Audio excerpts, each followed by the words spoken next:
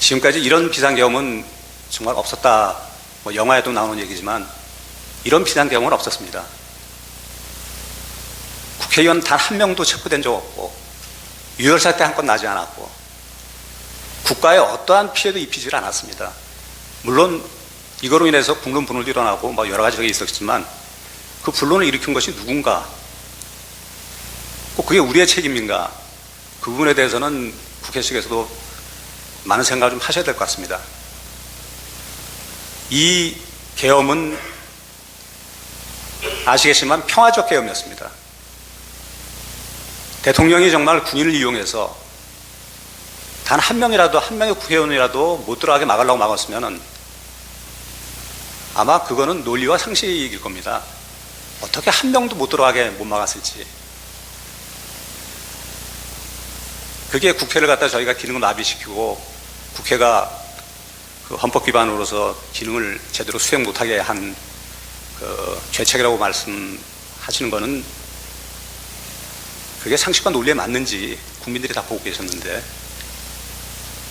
그리고 계엄 시작한다고 전 세계에다 다 공포하고서 대통령이 직접 텔레비에 나와가지고 2시간 만에 국회가 계엄 해제 선포를 했다고, 아, 계엄은 끝났다 이렇게 발표하는 그런 내란이 도대체 어디에 존재하는지, 그러한 계엄이 존재할 수 있는지 이것을 꼭 말씀드리고 싶었습니다. 이거는 뭐 대통령께서도 거의 수백 번을 얘기한 내용입니다. 아니, 세상에 2시간 만에 끝나는 내란이 있느냐, 비상계엄이 있느냐. 만약에 비상계엄을 갖다가 진짜 실시해가지고 군부 쿠데타처럼 그랬으면은 대통령도 바보가 아닌 이상은 국회 단전 단수를 하고 어두워서 못 들어오게 만들어 놓고, 그 다음에 언론을 통제해서 사람들이, 국민들이 이런 상황을 하여튼 모르게 하고, 그건 지금까지 우리나라에서 있었던 모든 계엄 사건에서 공통되게 벌어졌던 일입니다. 근데 대통령이 국민들 다 저녁 드라마 보는 시간에 갑자기 전 방송국이 다 대통령 얼굴이 나오면서 계엄 선포한다. 자, 계엄 선포하니까 국회의원들 빨리 들어가서 계엄 해제 결의하라. 그건 국회의원들한테 통보한 겁니다. 어떻게 보면은. 그러니까 1시간 반 만에 국회의원들이 정교수까지 몰려가지고 뛰어와서 이 계엄을 해제한 것입니다. 그 해제 과정에서 단 한 명도 드러낸 적도 없고, 그 사령관들이 무슨 뜻에서, 뭐 저희는 생각하는 바가 있습니다.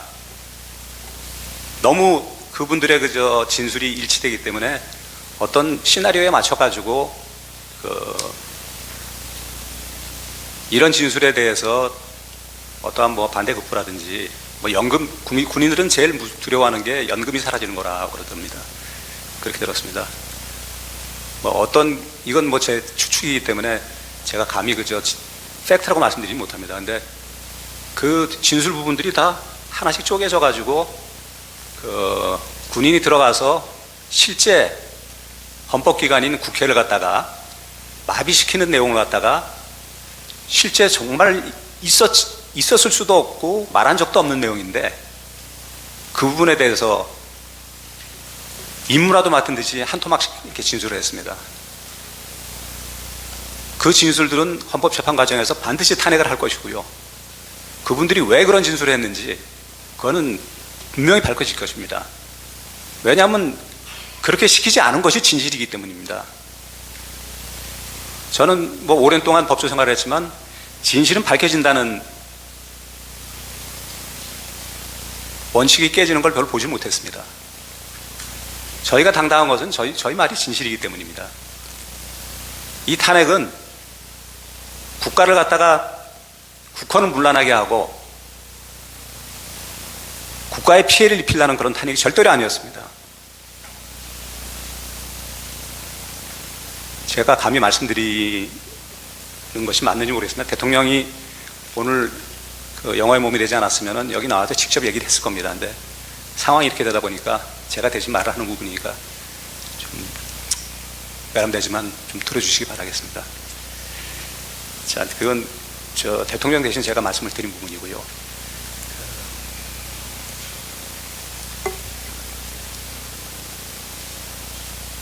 예. 지금 이 사건 비상계엄의 이유에 대해서 국민들이 가장 관심을 갖고 있고 재판관님들도 가장 관심이 많으실 겁니다. 도대체 무슨 이런 계엄이 있었는가? 왜 대통령이 혼자 얼마나 속을 썩이다가 국민들이 이렇게 깜짝 놀랄 옛날 군부시대 계엄을 떠올릴 이런 계엄을 갖다가 선포했는지, 그 이유에 대해서 제가 죄송합니다. 이제 지금부터는 시간이 많지 않기 때문에 제가 좀 빠른 말씀을 빠르게 하는 걸 좀 이해해 주십시오. 제가 말은 빨라도 누구 말이 딕션은 정확해서 알아듣는 데는 별 지장이 없다 그러더라고요. 그래서 좀 빠르게 제가 진행하겠습니다. 지금 현 사태는 비상계엄의 이유로서 대통령은 지금 현 상황을 국가 비상사태로 확신하였습니다.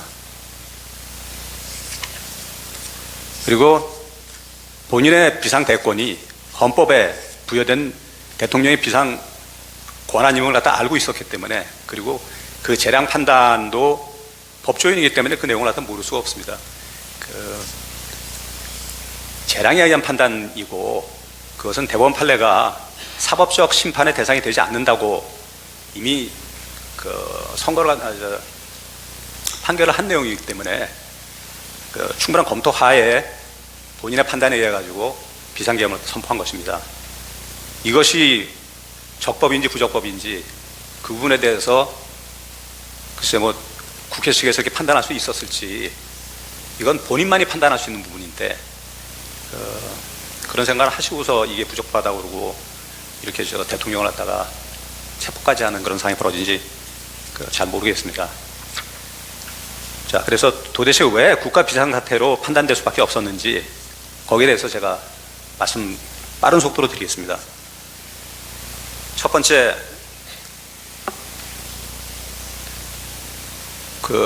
최대 국정분란 사태 상황인 부정선거. 대통령은 대통령 기간 중에 부정선거에 대한 제보를 워낙 많이 받았고, 그리고 부정선거로 의심되는 부분들이 너무 많았기 때문에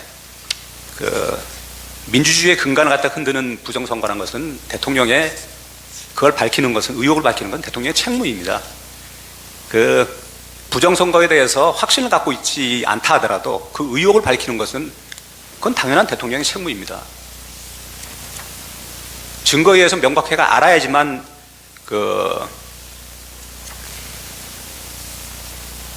계엄을 선포하고 증거 확보에 나서는 것이 아니라, 국민들이 다 의혹을 갖고 있고 충분한 의혹의 이유가 있다고 생각되면 얼마든지 할 수 있는 것이 부정선거에 대한 증거 확보일 겁니다. 왜 이런 비상계엄을 통한 그냥 평화시의 부정선거 증거 확보에 나서지 못하고 비상계엄을 통해서만 할 수밖에 없었는지, 그 안타까운 상황을 갖다 제가 일단 설명을 하겠습니다. 작년 하반기 선거관리위원회를 비롯한 헌법기관들과 정부기관에 대해서 북한의 해킹 공격이 있었습니다. 그건 국회 측 소수단도 다 알고 계실 겁니다. 국가정보원이 이를 발견해가지고 국가기관들 정보에 대해서 정보 유출과 전산 시스템 안전성을 점검하려고 했습니다. 모든 기관이 다 응하는데, 대통령이 작년 12월 12일 담화문까지 발표했는데도 불구하고 선관위에서만 헌법기관이라고 거절했습니다. 완강히 거부해서 결국 못했습니다. 그리고 나서 선관위 대규모 채용 불법 사건이 터졌습니다. 선관위가 아마 입장이 많이 곤란했을 것입니다. 어느 국가기관에서 아버지가 있다고 애들이 그냥 다 합격하는 그런 대규모 사태가 벌어질 수가 있겠습니까? 무소불위의 국가기관이라고 아니할 수 없습니다. 그래서 어쨌든 간에 그 대규모 그 불법 채용 사태 이후로 한 발 물러서 가지고 국정원의 점검을 받았습니다. 국정원이 점검한 상황에서는 이게 좀 상상 초월의 그저 너무나도 부실하고 도대체 의혹투성이의 그저 결과를 확보했습니다. 근데 그 이후에 서버 제출이나 뭐 기타 뭐 저희가 요청하는 그런 것들을 하나도 받아들이질 않았습니다. 본인들이 그저 그 국정원에 의심 사항이 있다는다면 당연히 거기에 응하는 것이 우리 국민들의 의혹에 대해서 지금 한두 해 벌어진 내용이 아니지 않습니까? 그러면 국민들의 국론 분열을 막기 위해서라도 국가기관인 헌법재판소는 죄송합니다. 헌법재판소는 그저 선관위는 당연히 국민의혹 해소에 앞장서서 나섰어야 될 겁니다. 그러지 않은 것들이 결국 이런 불행까지 오게 된 것입니다. 자, 이제부터 저 부정선거 의심 정황들에 대해서 제가 말씀드리겠습니다. 선거 시스템 관리 부실과요. 그 국정원에서 확인한 그 기본적인 그 시스템 확인에 의해서도 첫째, 해킹 및 투개표의 전반적 조작 가능성이 발견됐습니다. 선관위 시스템이 외부망 침투 등의 공격에 취약하고 국내는 물론 중국, 북한의 해킹이 용이하고 투개표 데이터에 대한 전반적 조작 가능성이 농후했습니다. 뭐 아시겠지만 사전선거 선거가 도입된 이후로는 그 법원이 증거 확보가 불가능한 상태입니다. 몇 명이 투표했는지를 알 수가 없고, 그러니까 사후에 그 선거 무효 소송을 제기하는 것은 의미가 없는 상황이 됐습니다. 도대체 어떻게 이런 시스템이 나왔는지, 예전에 부재자 투표의 경우에는 몇 명이 투표를 했고 그 장부가 다 있었습니다. 그렇기 때문에 안 했다고 본인들한테 확인하면 확인이 됐습니다. 근데 지금은 누가 투표했는지 몇 명이 투표했는지 알 수가 없습니다. 이런 시스템이 도대체 어떻게 존재할 수가 있습니까? 그러니 조금이라도 여기서 이익을 취하는 사람들은 서버에 들어가 가지고 자기들이 투표했다고 허위 적어도 하고, 그 다음에 그 선거함에 뭐 많이 나옵니다. 영상 보면 많이 나오지만 이 자물쇠를 갖다가 꽂은 것처럼 되어 있는데 거기다가 이렇게 검은 종이를 갖다 하나 씌워가지고 나중에 보면 양쪽으로 다 빼게 되어 있습니다. 그러니까 열어가지고 얼마든지 집어넣을 수 있는 상황이 되어 있습니다.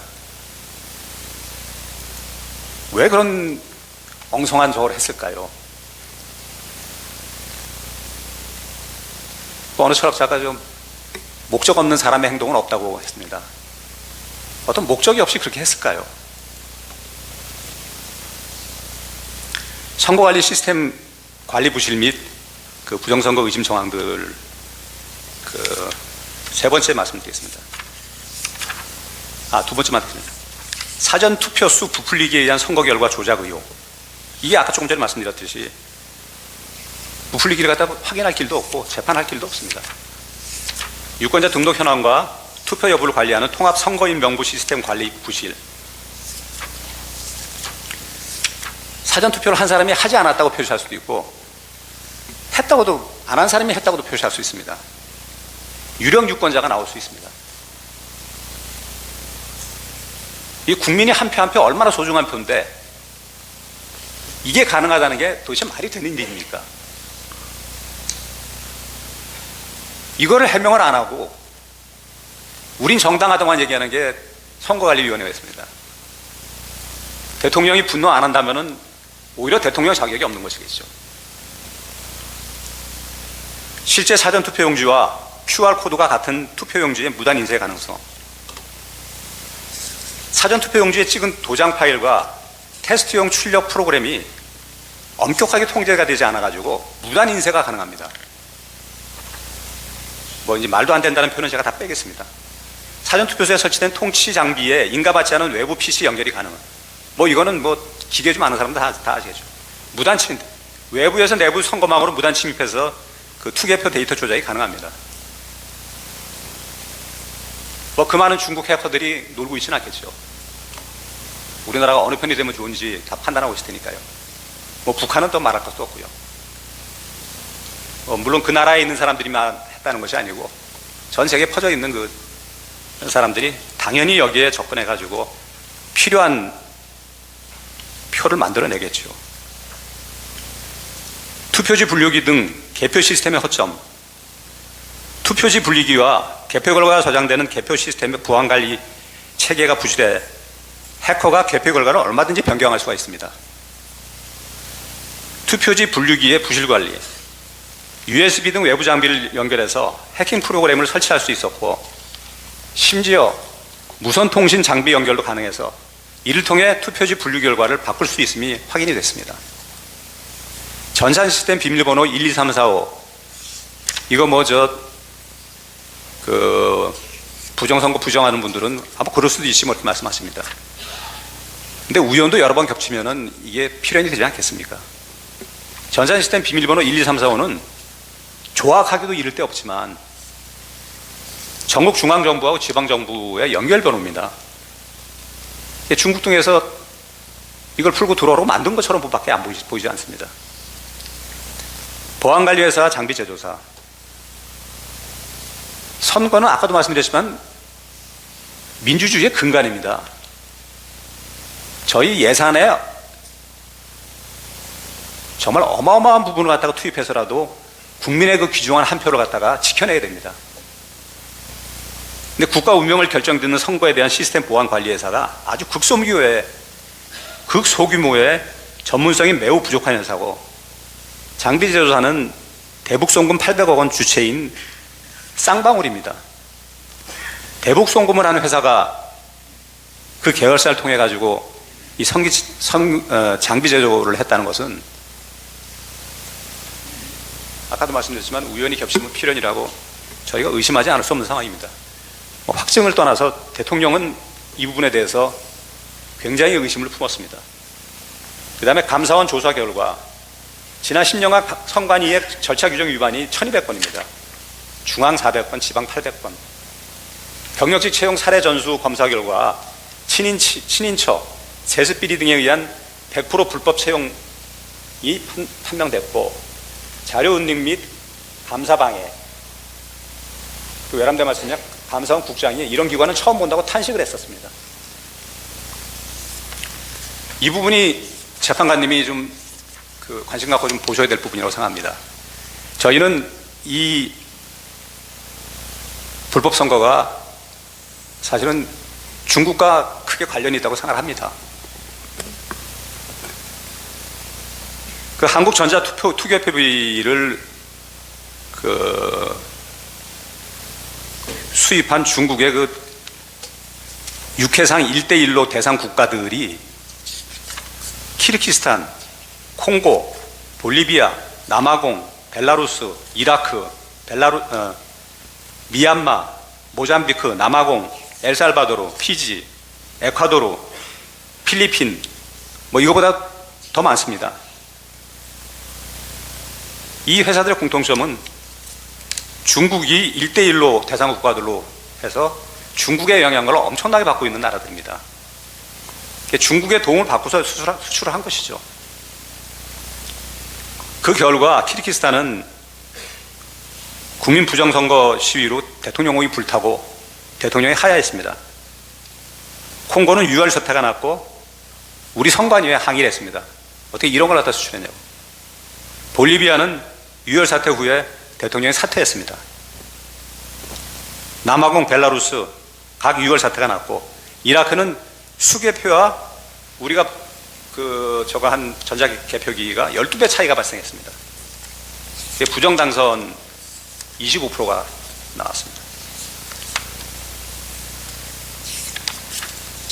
아까 벨라루스 말씀드렸지만 벨라루스는 대통령 퇴진 운동이 아주 심하게 벌어져가지고 유혈 사태가 벌어졌습니다. 필리핀은 사형 불가 판결까지 났습니다. 이건 신문에 다 난 내용들입니다. 저희가 증거로 다 제출하겠습니다. 이건 그냥 저희 추측으로 말씀드린 게 아니고 신문이 다 공개한 내용들입니다. 부정투표 용지들의 발견, 현물을 갖다 다음에 저희가 증거 과정에서 보여드리겠습니다. 소위 말하는 일장기 투표기지, 투표 관리인 도장이 뭉그러져 있는 한 사람만 귀중한 표를 갖다 이런 식으로 이상한 투표지에다 저거 해가지고 유효로 처리한다는 것은 투표지 두 장이 겹쳐서 인쇄된 소위 배춧잎 투표지, 접착체가 붙어있는 자석 투표지, 접힌 흔적이 전혀 없는 빳빳한 투표용지, 이거는 물리학자들도 아마 노벨상 탈 그런 종이라고 얘기를 하더라고요. 우리는 접어서 집어넣어야지만 집어넣는 것이 원래 선거 방식에 나와 있는데, 이걸 갖다 그냥 펴서 넣는 게 중국하고 판이라고 하더라고요.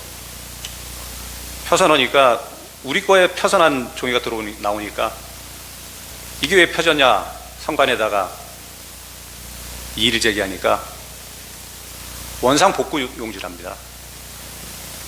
원상복구 용지란 것은 발명된 적이 없는 종이고, 만약에 이게 발명됐으면 노벨상을 탔을 거라는 그게 과학사의 얘기입니다. 공정하고 투명한 선거는 민주주의의 핵심인데, 국민들이 선거 결과를 믿지 못한다면 민주주의가 올바로 설 수 없음에도 선관위가 공개적 전면 점검을 거부하고 국민들의 부정선거 의혹을 끝없이 부풀리면서 국헌 분란을 자행하여 왔기 때문에 대통령으로서는 부정선거 의혹을 철저히 해소하기 위해서 비상계엄으로서 국회보다 더 많은 병력을 투입해서 국회에 투입한 병력보다 20, 30명을 더 투입했습니다. 사실은 이 비상계엄을 유지하려면 국회에다가 1000명, 5000명 넣었어야 되겠죠. 270명 집어넣습니다. 그것도 총탄도 없는 군인, 질서 유지하라고. 반대로 선관위에 300명을 보냈습니다. 이건 무소불위 선관위의 전산 시스템을 철저히 검수 시도해서 민주주의의 근간을 세우기 위한 어쩔 수 없는 선택이었습니다. 자, 부정선거는 여기까지 마치신 분. 나중에 부정선거에 대해서는 증거조사 결과에서 많은 저게 나올 것입니다. 오늘 아침 신문에도 메이저 신문사는 아니지만 수원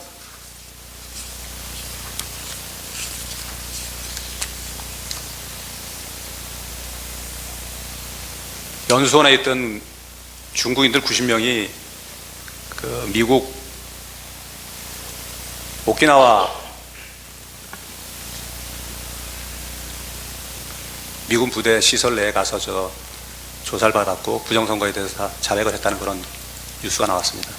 그게 팩트이든 아니든 그런 정도의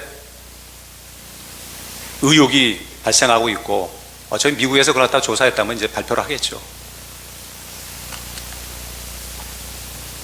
그걸 밝히기 위한 비선계엄이 국한 문란이고 퇴직해야 될 사유라는 것은 극히 의문이 듭니다.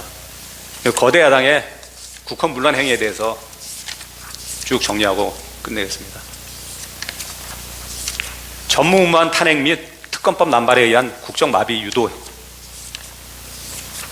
현 국회 다수당인 민주당은 대한민국 역사상 그 유례를 찾아볼 수 없는 오로지 대통령 퇴진과 자당 대표의 방탄 및 국정 마비를 목적으로 국위 파괴 행위에 다름 아닌 의회 독재를 자행해온 것은 공제사실이라고 할 것입니다.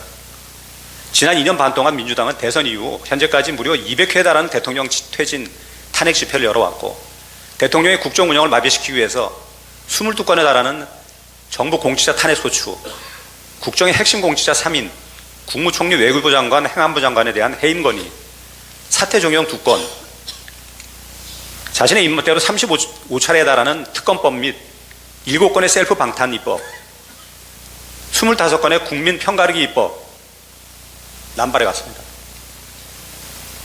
문재인 정권과 박근혜 정권에서의 탄핵 시도는 한두 건에 불과했습니다.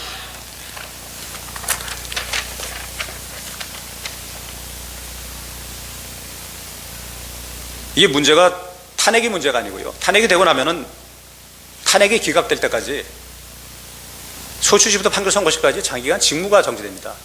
행정부가 마비되는 것입니다. 여기도 지금 헌법재판소에도 8건 이상이 아직 계류되어 있는 걸 알고 있습니다. 그렇기 때문에 국정 마비를 막기 위해서 어쩔 수 없이 장관이 퇴진하고 새 사람을 뽑는 그런 상황까지 지금 벌어지고 있습니다. 국정은 연속성이 있어야 되는데 이건 국가적으로 엄청난 피해를 안해할 수가 없습니다.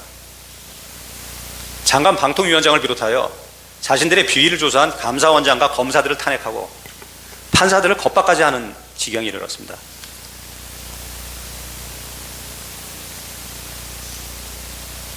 야당 대표를 수사한다는 이유로 검사 손준성, 이정섭, 이기동, 이몽석 등을 전부 탄핵하고 대금 송북 수사한다는 이유로 검사 안동환을 탄핵했습니다.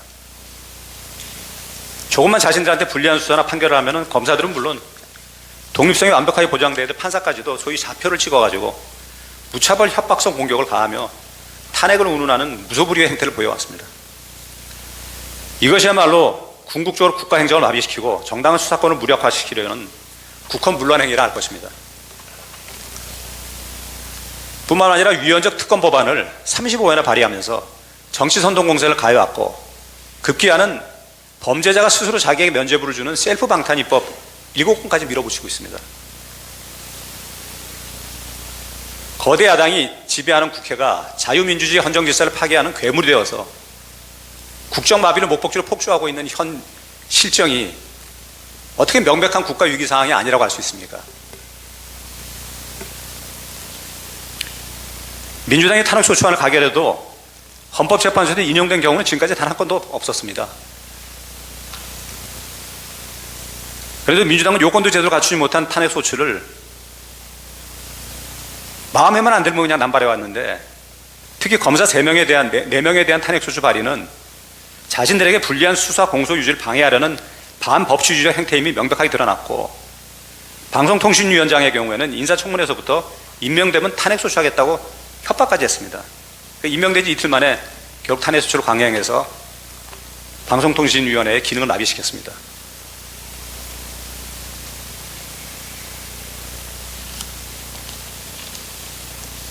헌법재판소께서는 이상민 장관의 탄핵심판 사건이나 안동환 검사에 대한 탄핵심판 사건, 이정섭 검사에 대한 탄핵심판 사건 모두 법 위반의 중대성이 인정되지 않는다고 기각하셨습니다.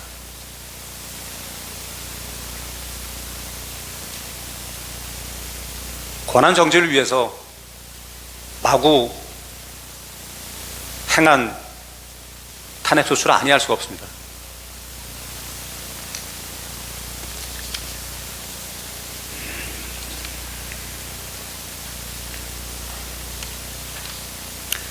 이 검사들, 특히 이재명 대표 사건들, 대장동 사건, 대북송금 사건, 4명 검사들 소추한 것은, 이것은 사법적 탄핵의 본질에서 명백하게 벗어납니다. 이것이 헌법 위반이고 국헌 문란이죠.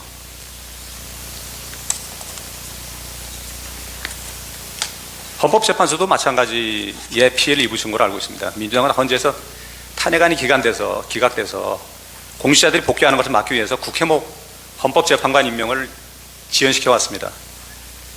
헌재 정상적 기능 수행에 장애를 초래해서 국정마비 사태에 악의적 장기를 일으켰습니다. 그러려면 이 공직자들 탄핵안이 제대로 처리되지 못하고 시간이 계속 지체돼가지고 그런 상황이 되니까요. 근데 갑자기 대통령 탄핵에 이르러가지고 빨리 재판관을 갖다가 선임해서 넣어야 된다고, 저희가 이 심판을 지연한다고, 정말 번개불에 콩볶아 먹듯이 재판관분을 갖다가 2분을 갖다가 넣으시고 한 분마저 안 넣는다고 탄핵소추하겠다고 협박을 하고 있습니다.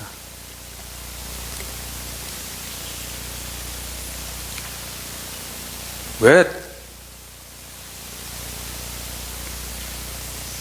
이런 주장을 하는 데 있어서 일관성을 아예 무시하고 누가 봐도 의심하지 않을 수 없는 이런 행태를 갖다가 계속 유지할까요?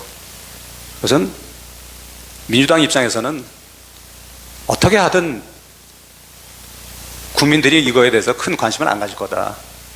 그리고 어차피 초롱성 같은 지지자들이 있으니까 그냥 우리 할 수 있는 데까지 해보자. 뭐 이런 거 아닌가 저희는 추론하고 있습니다.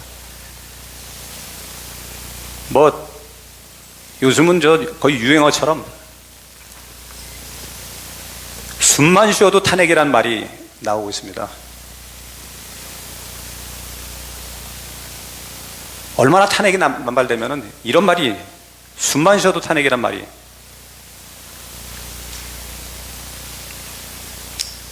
8월 29일 선고된 이정섭 차장검사에 대한 탄핵심판 결정문에서 헌법재판소는 소추사유가 특정되지 아니하여 행위의 일시 대상 상대방 직무집행과의 관련성 등 형식적 요건들을 갖추지 못한 소추사유들에 대해서는 더 이상 심판하지 아니한다 이렇게 설시까지 했습니다. 이게 얼마나 졸속 탄핵소추인지가 드러나는 가장 적합한 예라 하겠습니다. 대북 송금 사건 수사하던 이정섭 차장검사의 경우는 탄핵 심판 기간 동안 무려 9개월이나 직무가 정지돼 가지고 이재명 대표의 대북 송금 수사가 늦어졌습니다. 그 결과 기소가 공범인 그 이화영 전 경기도 평양부지사에 대한 1심 판결이 난 이후에야 이루어졌습니다. 이걸 우연이라고 말할 수는 없을 것입니다. 그리고 민주당은 조금만 자기들한테 불리한 상황이 야기되거나 유리한 국면으로 들어갈 계기가 된다고 판단하면 일단 특검법을 발의하고 보는 공포정치를 자행해왔습니다. 국가안보 위협에 대해서 말씀드리겠습니다. 이거 뭐 정말 섬찟한 부분들이 많이 들어 있습니다. 재판관님께서 이 부분에 대해서 좀 심도 있게 좀 들여다보셔가지고 나라가 있어야지 국민이 있는 것이고 국가안보는 반드시 가장 높은 순위의 국익으로 저희는 지켜내야 될 책무를 갖고 있다 하겠습니다. 현 거대한 국가 존립 기반인 국방과 안보까지 심각한 위기 상황에 빠뜨렸습니다. 국가안보의 기본인 국가보안법을 폐지를 추진했고 북한 지도부 옹호와 반미 친중 활동을 자행해왔습니다.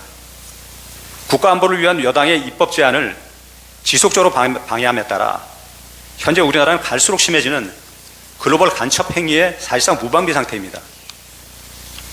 간첩죄를 처벌할 수 있는 우리 형법 98조 규정이 적국인 북한과 관련된 간첩 행위만을 처벌할 수 있도록 되어 있기 때문에 중국이나 그 다음에 북한에 있지 않은 북한인들 이들의 간첩 행위에 대해서는 북한인인데 북한 국적을 갖고 있지 않은 무차별적으로 저희는 당하고 있습니다. 지난 정권에 발생하여 올해 7월 적발된 그 정보사 비밀요원 명단 유출 사건의 경우만 해도 범죄를 저지른 국무원이 유출 상대방이 중국 보안요원이라고 주장하여 가장 중요한 간첩죄를 적용하지 못했습니다. 국내에서 활동하는 외국인 간첩은 간첩죄로 처벌할 수 없는 실정이기 때문에 그렇습니다. 지난 6월 중국인 3명이 드론을 띄워서 부산에 정복 중이던 미군 항공모함을 촬영하다 적발된 사건이 있었습니다.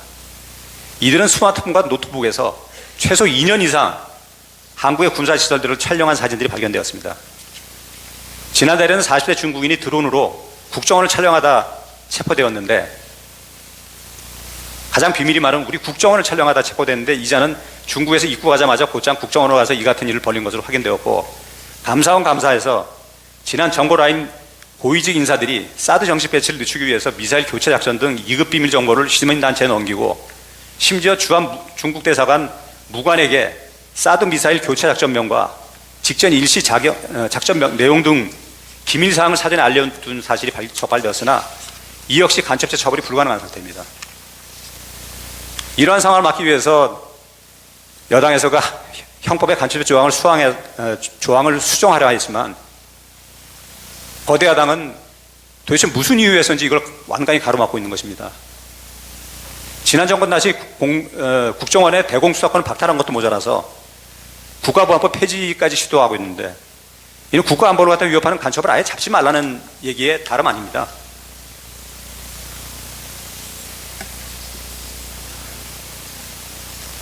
북한의 불법적인 핵무장과 미사일 위협 도발에도 GPS 교란과 오물풍선에도 민주노총 간첩 사건에도 북한 주민 인권 문제에도 거대 야당은 북한의 불법 핵 개발에 대한 유엔 대북 제재도 먼저 풀어야 한다고 주장하는 등 침묵을 넘어 이에 사실상 동조하면서 이에 대응하기 위해서 고군분투하는 정부를 마치 전쟁광인 양 비난만 하여 왔습니다. 세계 여러 나라가 간첩죄로 처벌하는 첨단 기술 분야의 산업 스파이의 경우 올해만 경찰이 25건, 그중 18건이 중국입니다. 같은 경우 중국은 우리 국민을 간접죄로 처벌합니다. 이 기술들이 유출되는데 우리는 간접죄로 처벌은 못합니다. 상황이 이러함에도 거대한 간첩죄 개정을 막으면서 오히려 국회 증인감정법을 일방 통과시켜서 명백히 국익에 반하는 입법 개혁을 자행했습니다. 이는 언제든 기업인을 국회로 불러내고 기업의 기밀 자료까지도 강제로 제출하도록 하는 국익에 치명적으로 반하는 법률입니다. 이 법률이 시행되면 우리 기업의 첨단 기술, 사업 전략들이 중국을 비롯한 경쟁국에 무차별적으로 유출될 것입니다.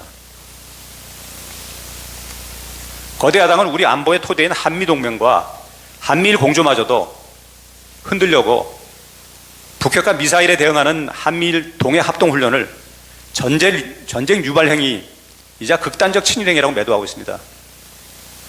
북한에서 저렇게 수도 없이 쏴대는 미사일은 단 한마디 비난도 못하면서 어떻게 우리가 그걸 막기 위해서 하는 훈련은 전쟁 유발 행위가 될 수 있습니까?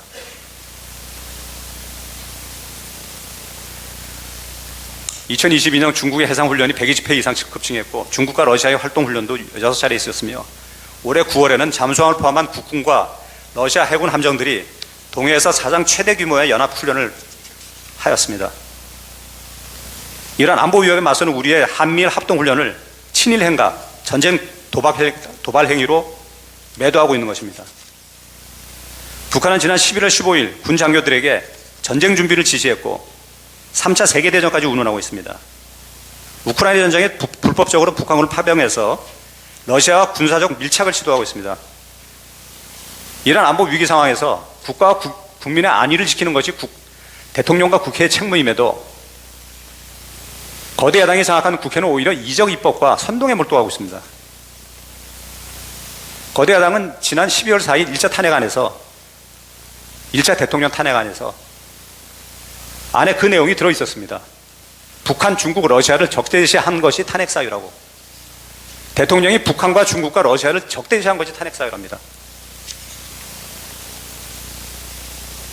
편 만드는 게 아니고 북한, 중국, 러시아를 갖다 적대시하면은 그 자리를 지켜서는 안 될 적이라고 지금 평가를 하고 있는 것입니다. 북한이 어떻게 적대시할 대상이 아닙니까? 북한은 저희를 적으로 규정하고 저희하고 연결된 철도도 다 부숴버리고 드론 공격도 감행하고 국가 안보를 갖다가 너무 명백하게 침해하고 있는데 어떻게 적이 아닐 수가 있습니까?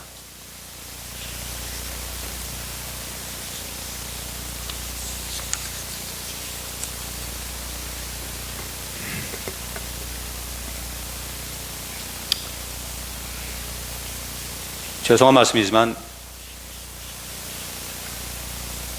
더불어민주당 여러분들이 종북 소리를 듣기 싫어하시는 거 아는데 이런 행태를 국민들이 종북이라고 생각 안 하는 것이 오히려 좀 이상하다는 생각이 들 정도로 개인적인 판단입니다.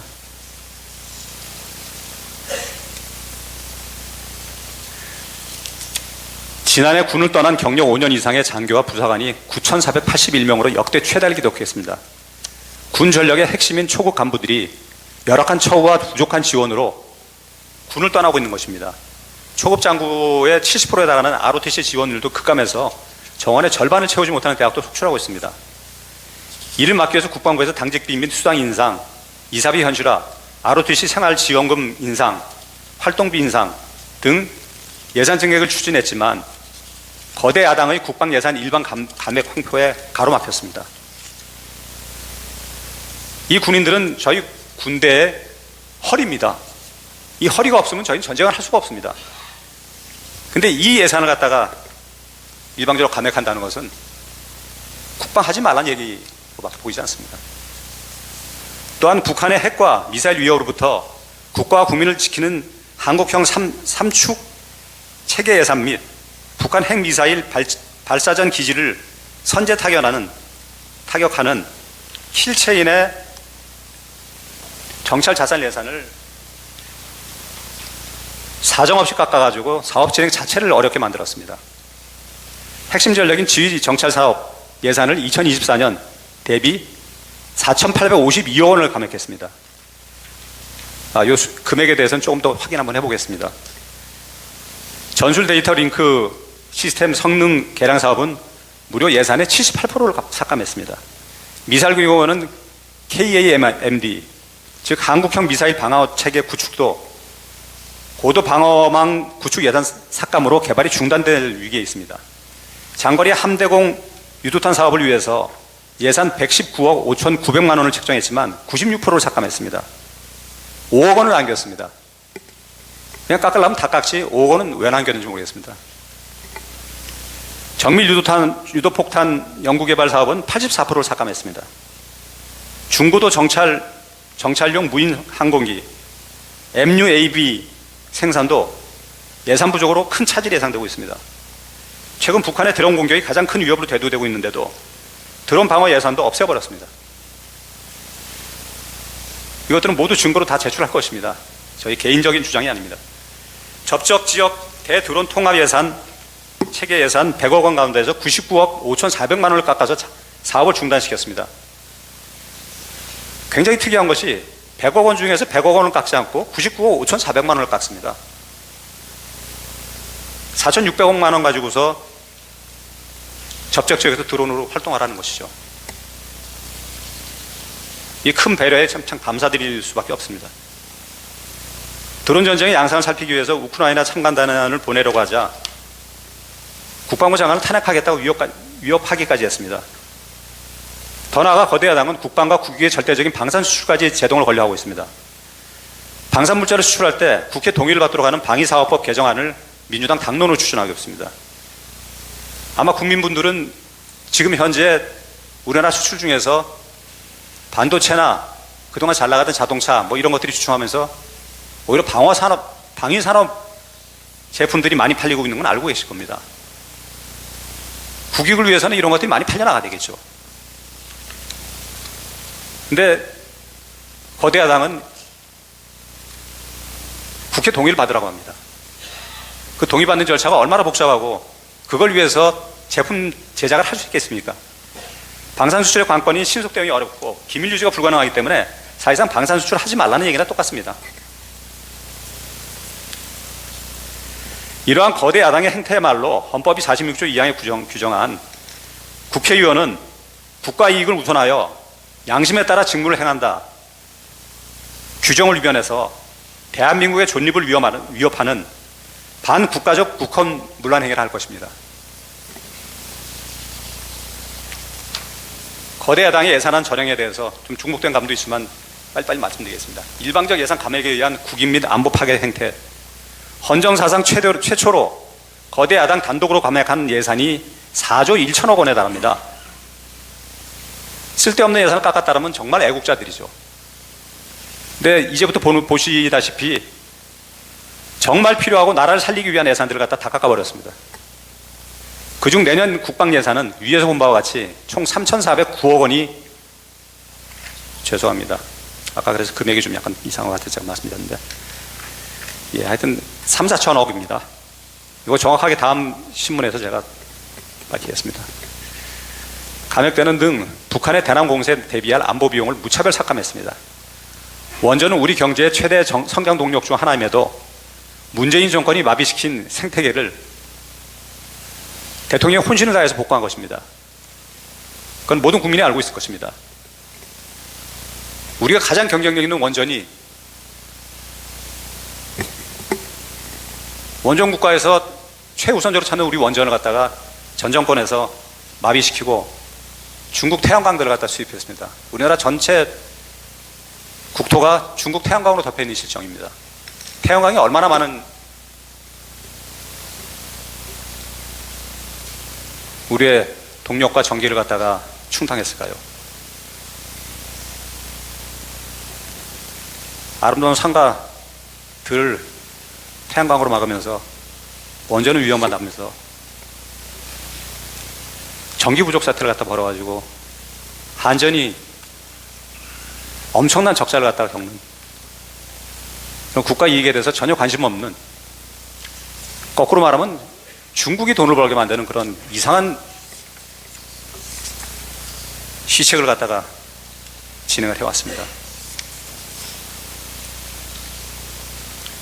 최대 140불, 2270조에 달하는 대왕고래 사업을 갖다가 성공하면 우리의 에너지 자립과 에너지 안보를 획기적으로 강화할 수 있어서 국민들의 기대를 한 몸에 안고 있는 동해 심해 가스전 개발, 속칭 그 대왕고래 프로젝트입니다.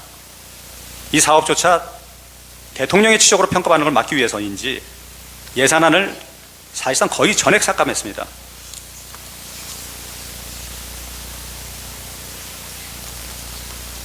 이거는 뭐 신문에 다 나오는 내용이니까 제가 뭐 금액에 대해서 나중에 다시 한번 설명하겠습니다. 지금 계약금만 500 몇십억을 갖다 지급해야 되는데 그 중에서 50억만 예산으로 인정해가지고 저희가 계약도 할 수 없는 상황을 만들어 버렸습니다. 그거는 정확한 자료를 갖다 첨부해서 다시 한번 말씀드리겠습니다. 원전 생태계 지원에 1112억 800만 원을 전액 삭감했습니다. 원전 수출 보증에 250억 원 전액 삭감했습니다. 원전 첨단 제조기술 부품 장비 개발에 60억 원을 전액 삭감했습니다. 혁신형 소형 모듈 원자로 개발 사업 332억 8천만 원을 전액 삭감했습니다. 동해 심해가스전 개발 대왕고래 프로젝트 필요 예산, 여기다 제가 적어놓고 505억 원을 8억 원으로 감액했습니다. 대통령 감사원 국정수행과 검경 수사 마비 획책, 대통령 특활비가 82억 원 전액 삭감됐습니다. 한마디로 자신들이 어떻게든 쫓아내고 싶은 대통령이니까 아무 일도 하지 말라는 얘기입니다. 전 정권에서는 민주당이 나서가지고 문재인 대통령 특활비를 96억 5천만 원으로 편성해 줬습니다. 감사원 특경비, 뭐 눈에 가신 같은 감사원은 일하지 말라는 얘기였죠. 특활비 60억 3,800만 원 전액 삭감했습니다. 자신의 비리 조사했던 분풀이용 삭감임은 초등학생도 알 것입니다.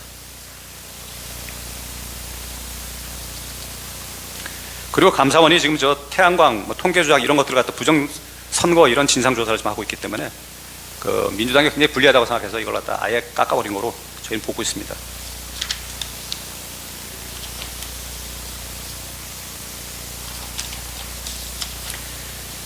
검찰 특활비를 갖다가 587억 원을 갖다가 전액 삭감했습니다. 검찰 일하지 말라는 얘기입니다. 경찰 특활비, 검찰이 일 안 하면은 경찰이라도 일하게 하나 보면은 치안 활동비를 갖다가 31억 원 전액 삭감했습니다. 검찰 경찰의 이 특경비, 특활비, 치안 활동비 예산은 금융사기 사건, 보이스피싱과 같은 성범죄를 비롯한 사회적 약자 대상 범죄, 마약, 조폭 등 민생 침해 사건 수사, 그리고 대공수사에 쓰이는 예산입니다. 이는 대한민국 마약 속을 조폭과 성범죄자가 활개치는 나라로 만들겠다는 것에 다름 아니라고 밖에 판단이 들지는 않습니다. 그리고 너무나도 의아한 게 민주당은 집권 당시부터 검찰의 마약 수사 역량을 지속적으로 약화시켜 왔습니다. 2018년 대검의 마약 수사부를 없앴고 2020년에는 대검 마약과를 조직범죄과에 흡수시켜버렸고 2021년 검경 수사권 조정을 하면서 검찰의 마약 수사 권한을 대폭 축소했고 대검찰청 마약범죄 모니터링 시스템 예산까지 없애버렸습니다. 급기야는 2022년 검수완박을 밀어붙이면서 검찰의 마약 수사권을 아예 박탈해버렸습니다. 그 결과 인구 10만 명당 마약범죄 적발 인원을 타는 마약류 범죄 개수가 2012년 18에서 지난해 54까지 올랐습니다. 3배가 오른 것입니다. 다크웹 SNS를 이용한 비대면 마약 거래가 늘어나면서 2030 청년 세대의 마약 범죄가 전체의 절반을 넘어섰고 심지어 10대 청소년 마약류 사범도 5년 만에 10배로 급증하는 등 마약으로 인한 사회적 손실이 연간 6조 7천억에 달할 지경입니다. 그런데도 거대 야당은 오히려 검찰의 마약 수사권 박탈을 더해서 마약 범죄 관련 예산을 전액 삭감하는 도저히 납득할 수 없는 태도를 보이면서 일부 민주당 의원은 불과 5년 사이에 5배 늘어난 수준은 그 마약과의 전쟁을 선포할 만큼 심각하지는 않다. 2022년 헬로윈 참사 사건마저 마약 수사 때문이다. 마약 때문이 아니라 마약 수사 때문이랍니다. 검찰의 직접 수사가 있으면은 민주당이 신고해달라. 수사권 없는 검찰이 마약에 인지를 하거나 그렇게 해가지고 마약을 갖다 단속하려고 하면 신고해달라는 발언까지 했다는 것입니다. 이 나라를 갖다 마약 소굴로 만들겠다는 그런 취지가 아니라면 저희가 납득할 수 있게 설명을 해 주셔야 될 겁니다. 결론적으로 수사기관들 예상삭감은 민주당 대표의 대북송금, 위중교사, 선거법 위반, 백현동, 성남FC 사건 등 수사와 공소유지를 위한 검찰활동과 마약 사범 수사 및 사법 리스크가 많은 민주당 수사 등을 막겠다는 의도라고 밖에 볼 수 없다고 대통령은 판단했습니다. 기타 국익 타계 예산 감액 횡포에 대해서 말씀드리겠습니다. 대통령은 나라가 경쟁력 있는 사업이 커져야 된다, 잘 돼야 된다는 그런 생각에서 산업 생태계 조성을 위한 혁신성장펀드, 강소기업 육성펀드, 그다음에 예산, 현대맥에 대비하는 백신 개발 지원과 R&D 사업 예산, 많은 예산들을 갖다가 제안을 했습니다. 전부 다 삭감당했습니다. 어려운 청년들을 돕기 위한 청년 일자리 지원 사업 예산, 취약계층 아동 자산 형성 지원 사업, 아이 돌봄 수당도 무차별 삭감당했습니다. 긴급 상황에 대처하기 위한 정부 예비비는 무려 2조 4천억 원, 즉 절반이나 삭감을 당했습니다. 이 가운데 1조 원은 재예책 대비 예비비로서 매년 폭염, 폭우, 태평 등 기상이변이 속출하고 있는데 국민 피해가 더 커질 수밖에 없습니다. 참 아이러니한 얘기지만 그 무한 비행기 추락 사건, 뭐 이재명 대표가 급히 추진한 사업이라는 건 뭐 국민들이 다 알고 있습니다.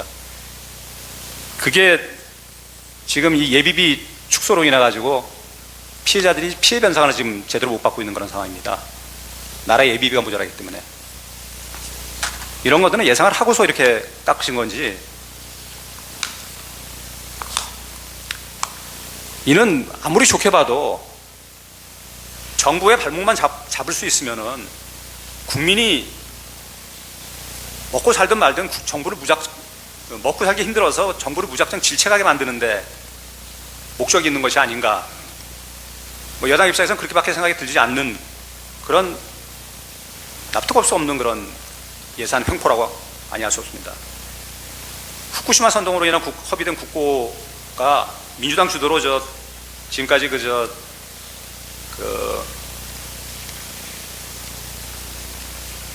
총선 앞두고서 후쿠시마로 인해 가지고 우리는 다 핵에 오염될 수밖에 없다, 그렇게 강력히 주장하면서 국민들을 들쑤셨습니다. 그 바람에 방사능 검사를 4만 번이나 했고 무려 1조 5천억이라는 어마어마한 헛돈을 허비할 수밖에 없었습니다. 옛날 미국 소고기 파동이 생각나는 상황이었습니다. 근데 결국 지금까지 뭐 아무 그 이유는 얘기도 없고 총선이 끝나고 나서는 국회의원 연봉은 2억 6천만 원으로 인상을 했습니다. 국익을 위한 예산들은 다 삭감하고 국민의 세금으로 자기들 연봉은 인상했습니다.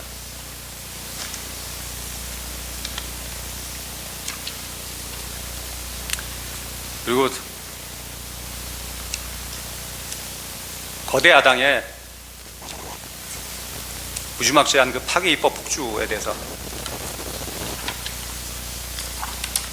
시간이 좀 많이 걸리는 것 같아서 제가 좀 뒤쪽은 많이 생략을 하겠습니다. 다음번에 저희가 다시 저거 하더라고요. 비상계엄 적법성까지 제가 오늘 변론을 하려고 했는데 일단은 이 부분만 하고서 오늘은 끝을 내도록 하겠습니다.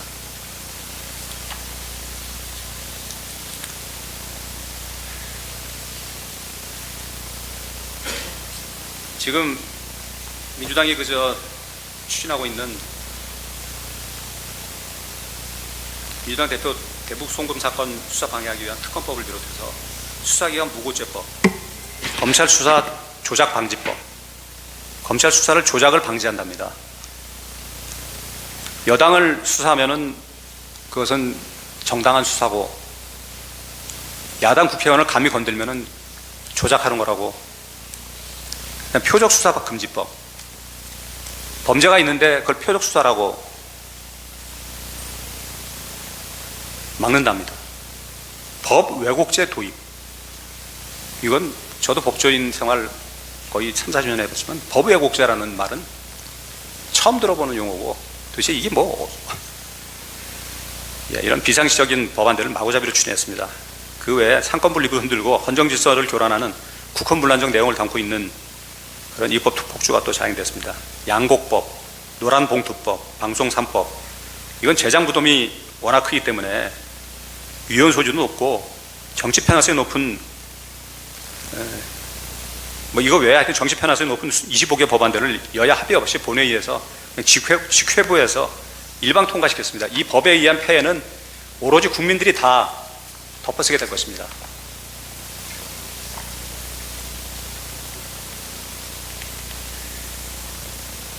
이 거대 야당은 언론 노조와 함께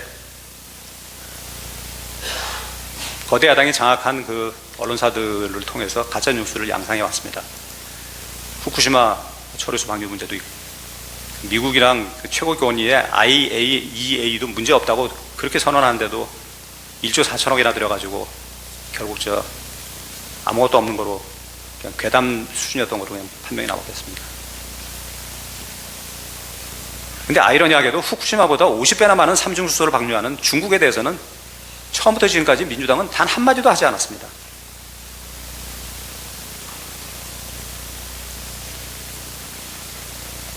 (1조 6천억이) 나왔는 그 어마어마한 돈을 쓰고도 지금까지 사과 한마디 하지 않고 있습니다. 그 대선 사과를 앞두고서 피의자가 옛날 총풍이 기억나는 참 황당한 일입니다. 대선 사과를 앞두고 피의자가 법무부 장관 로펌 변호사들과 청담동 바에서 새벽까지 술자리를 가졌다는 황당무계한 가짜 뉴스를 살포하고도 지금까지 이거에 대해서도 사과 한마디 없습니다.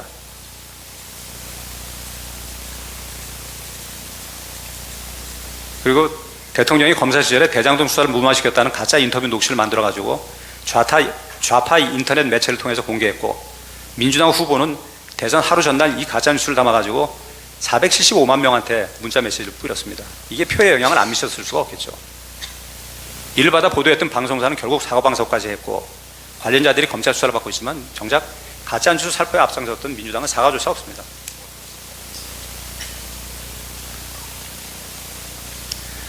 현재도 지금 이 탄압 전국에서도 피의자에게 내란죄를 뒤집어씌우기 위해서 끊임없이 가짜 뉴스를 뿌리고 있습니다. 야당과 가까운 사람들이 계엄 관계자를 협박해서 사령관을 불러가지고 김병주 의원 앞에서 극좌 성향 유튜버한테 진술을 하게 하고, 극좌 성향 유튜버라도 국회 회의장으로 불러서 가짜 뉴스를 생중계하기도 했습니다. 정치인 암살주로, 북한군 위장 계엄군, 미군 사살 북폭 유도 등 터무니없는 허구 주장을 늘어놓고는 자기 자체 내적으로도 신빙성이 낮다고 자인하고서는 보고서 내용을 사과까지 했습니다. 그런데 며칠 만에 가능성을 배제할 수 없다고 또 보고서를 수정했습니다. 국방부 공반에 이삿짐 트럭이 들어간 것을 구두용품 실은 무송용품 실은 트럭이라면서 연일 가짜 뉴스를 살포했다가 나중에 그게 일반 트럭이라는 걸 알고 나서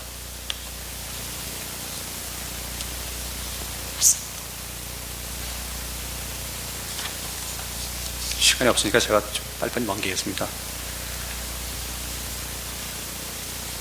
지금 대한민국은 행정과 사법의 정상적인 수행이 불가능합니다. 사실상 사변에 못지않은 국가 비상상황입니다.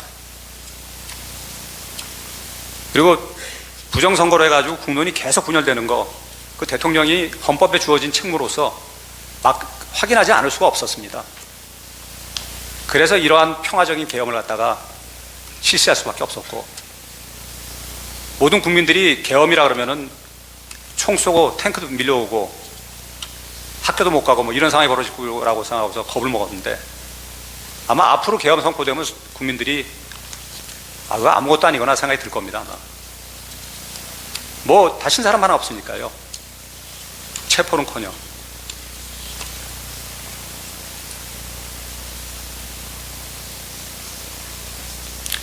이러한 국가 위기 상황에서 나라와 국민을 구하기 위해서 대통령이, 국회 해상권이 없는 대통령이, 지금 국회는 모든 안건 결의가 더불어민주당의 의견입니다. 그 의견대로 모든 것이 다 폭주당하고 있습니다. 그리고 행정부는 다 탄핵 수당하고 있고요. 예산도 한 푼도 못 받고 있습니다. 그런 상황에서 도저히 국정을 운영할 수 없는 대통령이 국회 예산권, 독일이 인정하는 국회 예산권마저도 우리나라에서 인정하지 않으니 선택할 수 있는 거는 제발 국회 정신 차리라고 엎어놓는 것밖에 없었습니다. 종이 호랑이가 할 수 있는 게 뭐가 있겠습니까?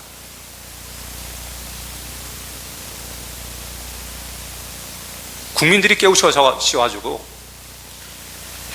거대 야당의 이 폭주를 반드시 막아달라는 그 간절한 소망, 그것이 담긴 것이 이번 계엄입니다.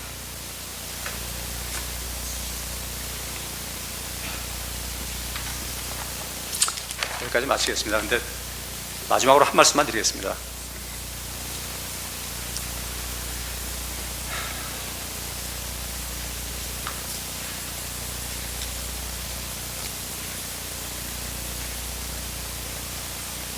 지금까지 흘러온 2년 이상 대통령 재임 기간 동안에 벌어진 이 모든 일들, 이것들이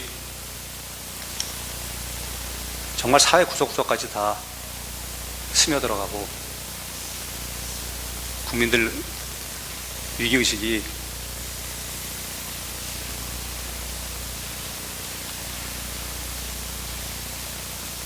자기 먹고 살기 힘든 생각 때문에 다 사라져버리는 그런 상황이 된다면, 감히 말씀드리지만 우리가 홍콩 꼴이 나지 않는다는, 최악의 상황 남미 꼴이 나지 않는다는,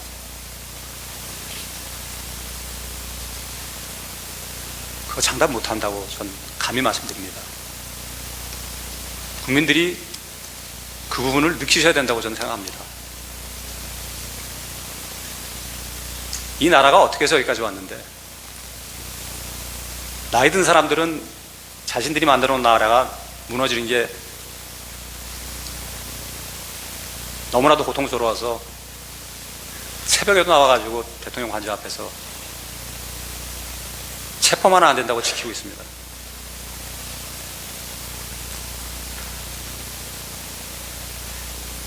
마지막 사법부의 보루이신 서부지원 영장, 저도 판사 출신이기 때문에 법원만은 제가 마지막으로 믿었습니다.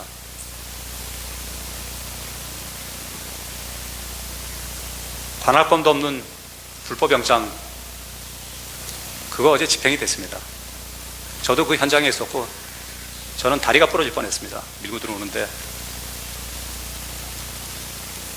대리석 턱에 다리가 걸렸는데 마구 밀고 들어와가지고, 대통령 체포하는 게 우리나라 살리는 길입니까? 아무 힘도 없는, 집권 다 무너진, 권한 아무것도 없습니다. 비서실도 관저에 들어오지도 못하고 있습니다. 근데 그 대통령을 꼭 수갑에 채워가지고 법정에 세워야 되는 것이 그게 정의인지, 본인이 하고 싶은 말 마음대로 다 하고 사법부와 재판부께서, 헌법재판부께서 너는 안 되겠다, 나가라, 그러면 나가면 모든 것이 끝나는 것인데, 왜 그 과정마저도 저렇게 국격을 다 떨어뜨리는 것, 죄수복 입히고 그 다음에 충분한 변론도 제대로 못하고,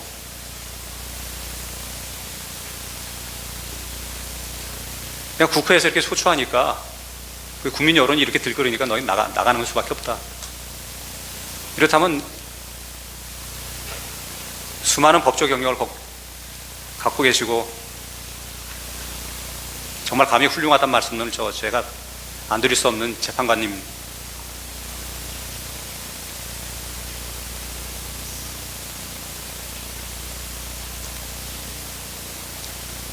뭐 장담은 못하겠습니다. 나라가 나중에 어떻게 될지. 그렇지만 있어서는 안 될 상황이 나중에 정말 홍콩과 같은 상황이 중국에 잠식당해가지고 모두가 무너지는 그런 상황이 벌어진다는 거면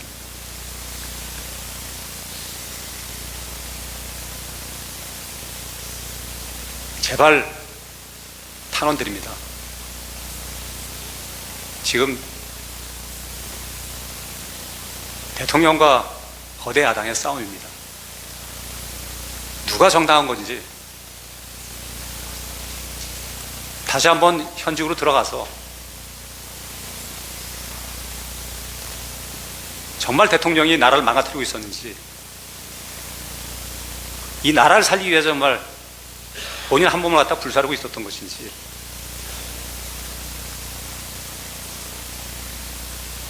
다시 판단받을 수 있는 기회를 이 형식적인 평화로운 계엄이 국헌을 무난한 것이라는 그런 판단 대신 정말 현명하게 깊게 들여다보시고 이 나라를 위해서 반드시 현명하신 판단을 내려주시기를 진정으로 간절히 말씀드립니다. 대한민국은 지금 일본을 넘어서 1인당 국민소득이 6위까지 올라온 나라입니다. 이 나라가 무너지도록 그냥 둘 수 없기 때문에